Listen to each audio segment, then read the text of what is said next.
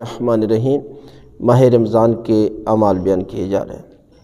8ویں شب کے اعمال پروردگار کی طرف سے عظیم ترین تحفہ ماہ رمضان ہے کہ جس میں انسان کا سانس لینا بھی تسبیح کی مانند ہے، سونا بھی عبادت ہے، اور اگر آپ کسی کا روزہ افطار کراتے ہیں تو پروردگار جو ہے وہ آپ کے گناہ معاف کر دیتا ہے، اور ایک آیت قرآن کی تلاوت کرتے ہیں پورے قرآن کے برابر ثواب ہے۔ اور کس قدر پروردگار نے اس مہینے میں اپنی رحمتیں نازل کی ہیں کہ ایک رات جس کو شب قدر کہا جاتا ہے، اس میں اگر آپ عبادت کرتے ہیں تو آپ کی عبادت 80 سال کے برابر اجر ہے۔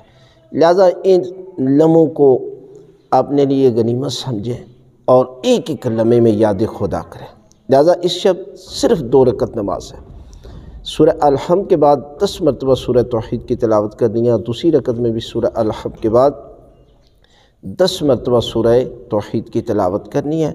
اس کا اجر کتنا ہے تو اللہ کے رسول فرماتے ہیں کہ پروردگار اس شخص کے لیے 8 دروازے جنت کے کھول دے گا، اور اس کے نامہ اعمال میں پروردگار 60,000 شہیدوں 60,000 عابدوں جیسا اجر و ثواب لکھ دے گا۔